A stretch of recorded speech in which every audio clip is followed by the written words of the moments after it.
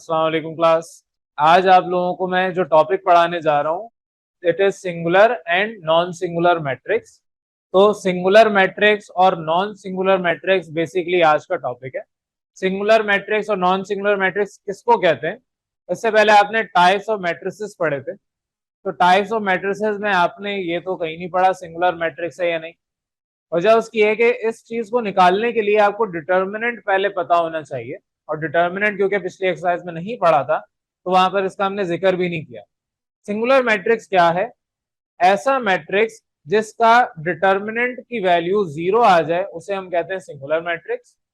और non singular कौन से होंगे?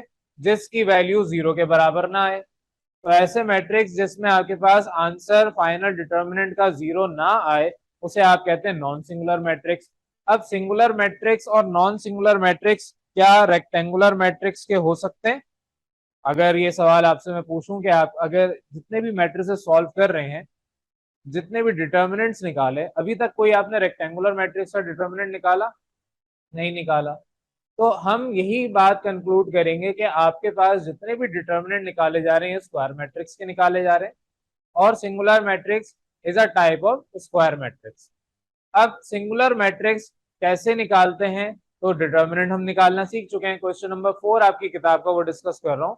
क्वेश्चन नंबर 4 में आपसे कहा है कि बताएं कि आपके पास ये जो गिवन पार्ट्स हैं ए और बी, क्या ये सिंगुलर है या नॉन सिंगुलर मैट्रिक्स है।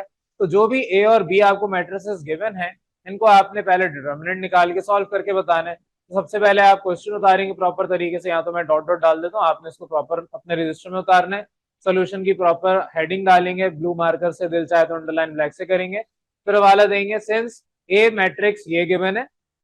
अब इस मैट्रिक्स का डिटर्मिनेंट निकालना है तो हेडिंग देंगे सब हेडिंग डिटर्मिनेंट ऑफ ए। जो भी मैट्रिक्स आपका गिवन है, ए इधर है तो ए, कोई और होता तो वो लिख देते। तो डिटर्मिनेंट निकालने के लिए मैंने आपको कल की क्लास में बताया था कि आप इस तरीके से दो मॉडुलस वाले सिंबल साइन लगाते हैं, यानी दो स्ट्रेट लाइन लगा देते हैं, तो ये रिप्रेजेंट करता है आपके डिटर्मिनेंट को ऑफ द गिवन मैट्रिक्स। और जो मैट्रिक्स फॉर्मेशन होती है, ये जो स्क्वायर ब्रैकेट है, ये कन्वर्ट हो जाते हैं इनटू स्ट्रेट लाइंस। आप इस तरीके से लाइंस मॉडुलस की तरह लाइन ड्रॉ कर देते हैं, ये रिप्रेजेंट करता है आपके डिटर्मिनेंट को। अब यहाँ पर इसको डिटर्मिनेंट आपने निकालना सीखा, वैसे डिटर्मिनेंट कैसे आएगा? जीरो को आप फिक्स करेंगे। तो अब इससे पहले जब डिटर्मिनेंट पढ़ाया था तो मैंने आपको माइनर और कोफैक्टर नहीं पढ़ाए थे। अब मैं थोड़ा डिफरेंटली इसको समझा रहा हूँ। ये आपके पास वो वैल्यू है जिसको आपने फिक्स करना है, वो एलिमेंट है, उसके रिस्पेक्टिवली आपने देखना है कि क्या माइनर आएगा। तो ये अगर आपके पास कोफैक्टर है लेट सपोज, तो इसके लिहाज से माइनर क्या आएगा? तो को फैक्टर तो खैर बाद में आता है, लेकिन माइनर आपको इस एलिमेंट जीरो को रखा तो ये वाली रॉ और ये वाला कॉलम पूरा आपने डिलीट किया, निग्लेक्ट किया। पीछे जो एलिमेंट्स आपके पास बचे वो ये बच गए, -2, 2, 1 और -1। ये जो आपके पास 3/3 से 2/2 के मैट्रिसेस को आपने डिटर्मिनेंट वाइज लिखा, कन्वर्ट किया, ये आपका कहलाता है माइनर। ठीक है, इस मैट्रिक्स का या इस डिटर्मिनेंट का ये माइनर कहलाएगा। फिर आप माइनस, क्योंकि मैंने कहा था पहले प्लस लिखते हैं फिर माइनस, माइनस लिखा, दूसरा एलिमेंट लिखा, और फिर उसकी रॉ और उसका कॉलम डिलीट किया, पीछे आ गया 3, 3, 1 और -1, ये माइनर बच गया। फिर प्लस, फिर आपके पास प्लस के बाद -1, क्योंकि एलिमेंट है तो ब्रैकेट में -1 लिखेंगे, और इसके लिहाज से माइनर निकालेंगे विच इज दिस 3, 3, -2 एंड 2, ये आपके पास अगेन माइनर आ गया। तो आपके पास सीक्वेंस क्या चल रही थी? Plus minus plus. अगर आगे निकालेंगे तो हम वहां पर देखेंगे कि आपके पास प्लस माइनस प्लस फिर माइनस फिर प्लस, इस तरह चलता है। अब इसको सिंप्लीफाई कर लें। जीरो क्योंकि किसी भी वैल्यू से मल्टीप्लाई होगा जीरो ही आंसर देगा। जब आप इसको ओपन करेंगे -2 इंटू -1, फिर माइनस साइन होगा 1 इंटू 2, तो जो भी आंसर आएगा वो मल्टीप्लाई होने के बाद जीरो से एंड में जीरो ही हो जाएगा। तो हम वो सॉल्व नहीं करते, हम डायरेक्ट कहते हैं ये पूरा माइनर के साथ मल्टीप्लाई होगा तो आपको इवेंचुअली जीरो ही आंसर देगा। जीरो लिख दिया। -2 अपनी जगह, इसको सिंप्लीफाई करें 3 इंटू -1, -1 इंटू 3, ये चीज लिखी। इसको आपने नेक्स्ट माइनस प्लस माइनस, तो -1 इंटू ये भी 3 इंटू 2, माइनस बीच में, फिर -2 इंटू 3, आपने ओपन कर लिया, यानी डिटर्मिनेंट 2/2 का ले लिया। अब आप इसको सिंप्लीफाई कर लें, आपके पास सिंप्लीफिकेशन करने के बाद आंसर जीरो आएगा।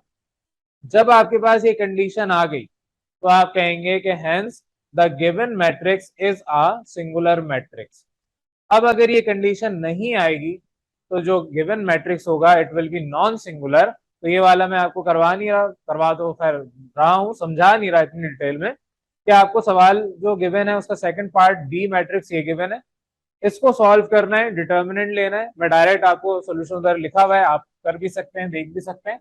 आप जब सॉल्व करेंगे आपका answer not equal to zero आ रहा है, यहाँ पे एक स्टेप मैंने नहीं लिखा, तो यहाँ पर आप ये लिख दें कि जो मैट्रिक्स आपके पास इसका डिटर्मिनेंट निकाला है it is not equal to zero. तो ये आपके स्टेप इधर लिख दें, ना भी लिखें तो कोई हर्ज नहीं है, लेकिन लिख दें तो बेहतर है। तो क्योंकि द गिवन मैट्रिक्स उसका डिटर्मिनेंट जीरो के बराबर नहीं आ रहा, hence B is a non singular matrix. तो ये सिंपल सा आपके पास क्वेश्चन नंबर 4 था, जिसकी मदद से मैंने आपको ये समझाया कि आपके पास सिंगुलर मैट्रिक्स और नॉन सिंगुलर मैट्रिक्स में फर्क क्या है, या इटसेल्फ ये होते क्या है एक्चुअली। तो इसको जल्दी से नोट करें। फिर क्वेश्चन नंबर 3 इसी से रिलेटेड क्वेश्चन है, वो आपको इसके बाद करवाऊंगा। अब जल्दी से अपने थर्ड क्वेश्चन को देख लें। इस क्वेश्चन में आपसे कहा है कि x की क्या वैल्यू होगी कि जो गिवन मैट्रिक्स हो वो आपका सिंगुलर मैट्रिक्स बन जाए। तो सवाल में क्वेश्चन नंबर 3 में आपसे ये कहा है कि आपके पास गिवन मैट्रिक्स है, x की वैल्यू फाइंड करें तो आपका जो मैट्रिक्स है वो सिंगुलर बन जाएगा। अब सिंगुलर मैट्रिक्स के लिए आपको मैंने कंडीशन बता दी कि डिटर्मिनेंट जीरो होना चाहिए। आपने इधर सोल्यूशन की हेडिंग डालनी है, जो गिवन मैट्रिक्स है वो बताया नहीं है, उसको आप किससे रिप्रेजेंट करें, तो आप खुद लेट कर लें, ए से रिप्रेजेंट करेंगे। A is equal to the given matrix. Since आपको ये कहा हुआ है given that the matrix is a singular matrix, X की वैल्यू निकालनी है और जो मैट्रिक्स है वो सिंगुलर हो जाएगा, देयरफॉर डिटर्मिनेंट आपका उस मैट्रिक्स का जीरो के बराबर आना चाहिए। तो मेरे पास डिटर्मिनेंट अगर जीरो के बराबर आएगा तो डिटर्मिनेंट ऑफ ए कैसे लिखेंगे, इस तरीके से स्क्वायर ब्रैकेट हटा के स्ट्रेट लाइंस डाल दें, तो आपके पास ये डिटर्मिनेंट की रिप्रेजेंटेशन हो गई।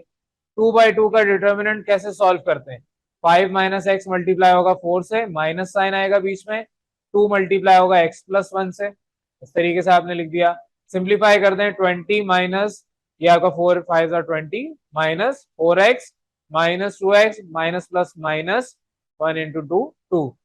अब 20 minus 2 18, 4x minus 2x minus 6x, simplify करें, 6x उधर जाएगा, आपके पास ये प्लस में कन्वर्ट हो गया, 6 यहाँ मल्टीप्लाई हो रहा है उधर जाके डिवाइड होगा, और 18 और 6 आपस में एक ही टेबल में आते हैं, तो 3 इंटू 6 18, तो 6 3 मैं यहाँ पर इसको वैसे कट नहीं करता लेकिन समझाने के लिए कर रहा हूँ। तो 6 इंटू 3 18, एक्स का आंसर आपके पास 3 आ गया।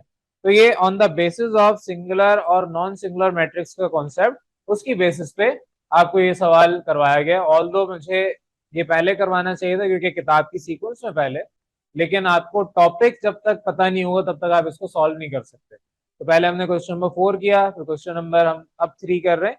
ये सिंपल सा है, आपके पास बेशक 3/3 का मैट्रिक्स आ जाए, तरीकेकार इसी यही है आपको सॉल्व करने का। तो ये सिंपल सा क्वेश्चन नंबर 3 था, इसको जल्दी से नोट करें, फिर इसके बाद हम नेक्स्ट टॉपिक पे आएंगे which is adjoint of matrix.